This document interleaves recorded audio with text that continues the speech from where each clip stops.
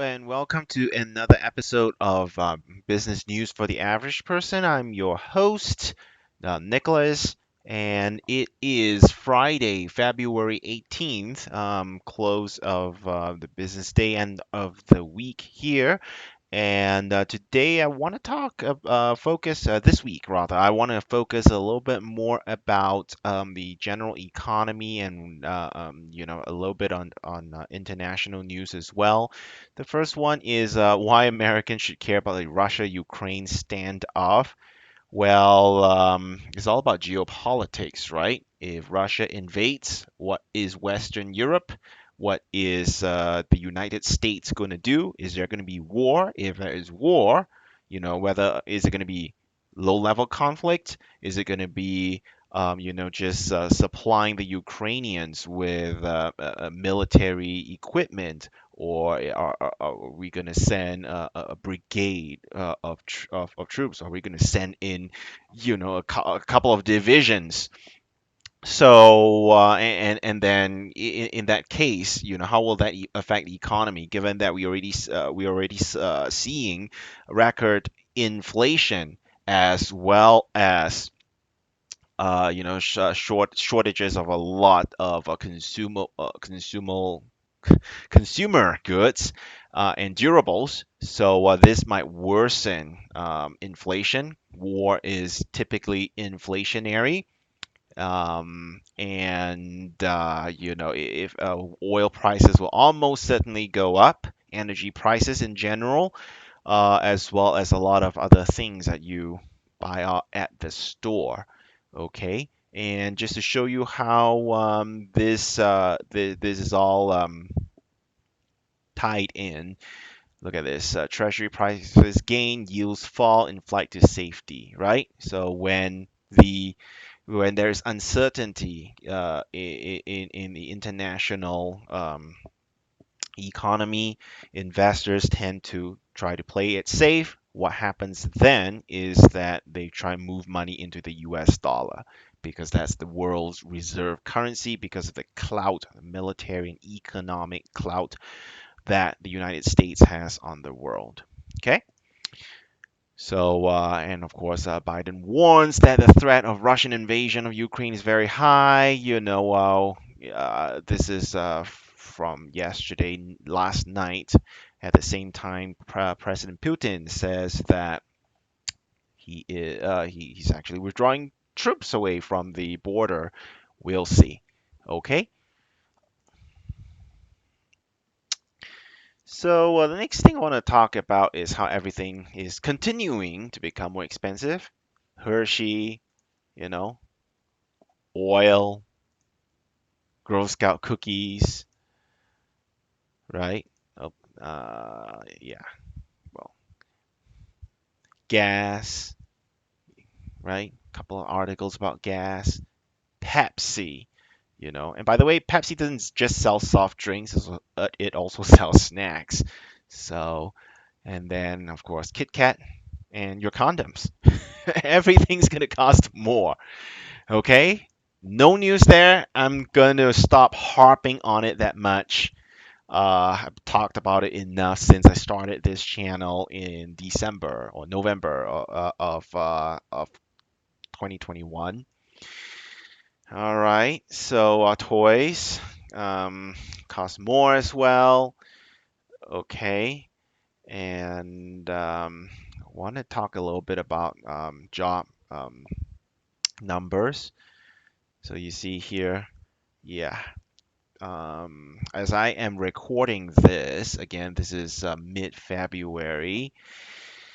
Omicron, transmissions have gone down, and many states and local jurisdictions have decided to allow them mask mandates and a lot of other restrictions to expire. A lot of countries around the world have done the same. This is in line with what I have been predicting since December.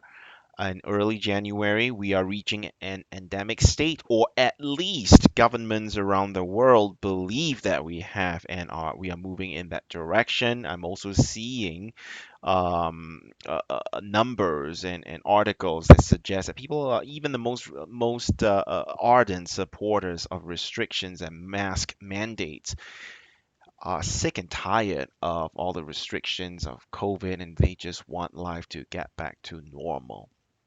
Okay, so anyway, that's that. So what this means, by the way, is we are going to see things starting to get back to normal.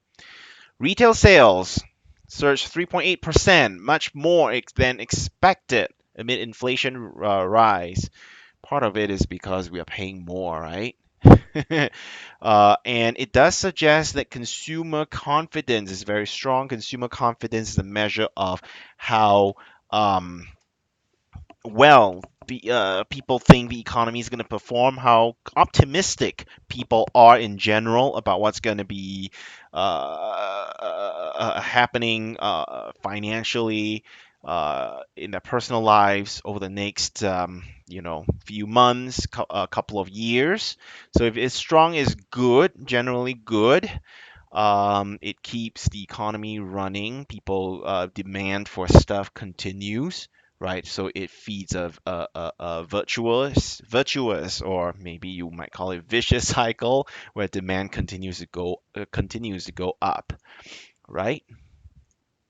Something's wrong with this article. We'll refresh it. Household debt jumped by 1 trillion, the most since 2007. Again, no surprise there. People are confident in spending. See, mortgage debt and auto loans were biggest drivers of the increase. And when people are optimistic, they tend to spend more money on big ticket items, long-term things, expenses, right? Like cars and mortgages, homes. All right. So this is all pointing to strong consumer confidence. Yet, we keep feeling worse about this high inflation economy. So on the one hand, we are optimistic about the future. On the other hand, we are pessimistic, and I would suggest perhaps in the shorter run about how inflation is, gonna cause us issues. There's only so many tools that the Fed right now has to control inflation. They can only raise rates that much that quickly before they strangle the economy. And honestly, this is an issue of supply chain shortages, supply chain issues. It has not really got to do with got much to do with monetary policy as was or financial shock to the economy, as was the case in the 80s as well as 2007, 2008 respectively. All right. So you see another article about how America's economic recovery is gonna go into reverse, and this one has got to do with how sick people are falling. And this was at the beginning of this month, mid-February. Different story now. So you can see that these things change very quickly, which is unusual because economic trends usually don't take just a couple of weeks to cycle through, right? Now PayPal. So on the one hand, consumers think that things are going to go well. On the other hand, you are seeing things macroeconomic numbers, right? PayPal is saying that hey, consumers are going to spend less, right? And then you have another indicator, trade deficit, increased. So Americans are buying more imports is what this number is. Um, again, being more confident, right? In in what's going on or what will go on. Okay. Then you also see here inflation fears decline for the first time in over a year, according to a New York Fed survey. So things that you have, yeah. So you have all these, you know, believe it or not, economy grew last year at the fastest pace since 1984, within a lot of millennials' lifetimes. So you have all these somewhat conflicting factors here is what I'm trying to get at. Consumer confidence is up. People are spending more, getting into more debt, perhaps because things cost more. And on the other hand, you have companies like PayPal warning, hey, this demand could just stop suddenly. Remains to be seen. There's a lot of conflicting factors, and that's the nature of economics, right? You're looking through all these indicators, but and you're trying to make your best guess of what exactly is going on and what will happen in the short term, medium term, and longer term, right? So, but what I predict is that people are there's a lot of pent up demand from lockdowns and restrictions of the last couple of years. I think people are going to continue spending. The higher prices be damned. People got higher wages, right? Or they'll cut spending elsewhere to make up for the expenses. Is this good or bad for the economy? I'm not here to judge that, but what I can tell you is that I would suspect that at least in the next year or so, things are going to continue to do well. So the job, and of course, the job market is also going to continue to do well, which brings me to very neatly the next topic here. Um, if hold on. Okay, so yeah, things are gonna go well, right? So and is being reflected in the housing and the car markets. So you have the next few articles I have here is to talk about that, right? See, your new car used to depreciate in value the second you drove it off the lot, not anymore. And then it talks about, specific numbers and whatnot. See, prices for used cars skyrocketed by 40.5% in January from a year ago. Whew! And that was a key factor in pushing the overall inflation rate. So if you have a car now already and you don't intend to sell it, buy a new one, whatever, this 7.5% figure is probably affecting you a lot less, right?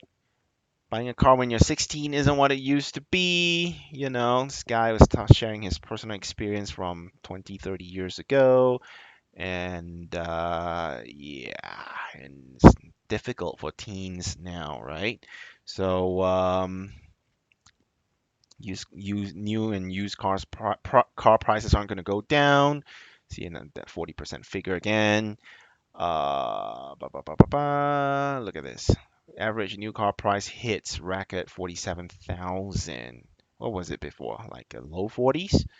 Anyway, and look at this. All these empty car lots. So if you have a car you're happy with right now, continue to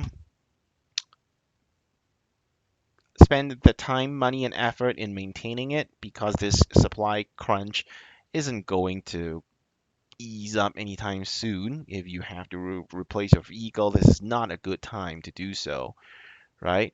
Buying a car is still such a miserable experience. See, no room for negotiation from the MSRP manufacturer's suggested retail price for a new car at a dealership. CarMax didn't have a single option until $15,000 for this person's interviewee's daughter. Okay, 2009 Camry. The engine wasn't running. Still sold for $3,500. It's crazy. Record number of consumers believe it's a bad time to buy a car. No surprise there. Look at this. Yeah. So still supply chains and you know. So yeah, so people are continuing to buy big ticket items, and the next few articles I'm going to share will be about homes and mortgages and rent. And yeah, you're going to see people getting the middle class and the lower class getting squeezed more tightly, and this is not a good thing. The household debt article I talked about just now is the beginning of the signs of what's going to happen.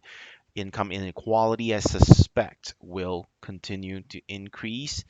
People are going to take on second jobs, third jobs, at increasing rates. Um, so that's not good. Okay, COVID housing market, middle class is getting priced out. All right. Okay. See, at the end of 2019, one available listing that was affordable, and they defined affordable up there for every 24 households by last year, end of last year, 2 years later, right? One for every 65.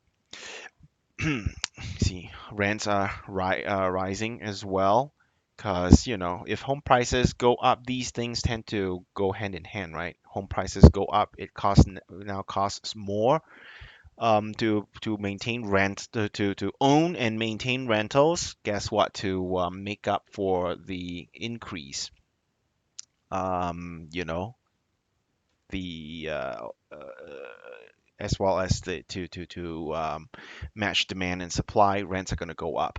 You might argue, yeah, there's some greedy landlords there. They could afford to not raise the rent, but they want to because they can. Yeah, that's true. Be that as it may, the fact is that rent prices are continuing to go up. This article continues to talk about why, the causes and all that.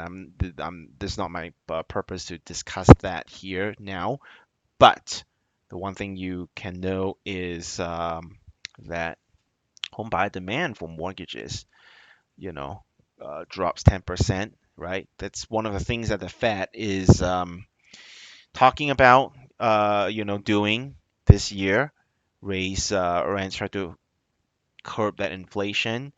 But there's only so much you can do when your only tool to battle inflation is raising interest rates. Okay, average size of new mortgages set a record. Look at this, huh? Yeah, this is a crazy, crazy market, huh? U.S. housing market went up by 6.9 trillion. That's like a third of the GDP locked up in housing. So what a lot of this means, by the way, is that if you a lot of younger people graduating high school are going to work because wages are good, wages are strong. Deferring going back to college. College enrollment has dropped. So it's actually a good time to go to school if the opportunity cost of you doing so isn't that high. Competition is less. And, you know, and when this crazy job market normalizes, whatever that normal looks like, you're going to find the demand for higher skilled workers go up, and they're not going to be enough. Those are who are those professionals, right? Those of us professionals who already have good paying day jobs. This will be, times are not too bad for most of us. A few years of work experience, professionals, college educated, probably in middle management, frontline management. In the years to come, in the next 5 to 10 years, things are going to continue to be even better for us. So just mark my words. All right. So I shall end here, and stay safe, everybody, and have a wonderful weekend.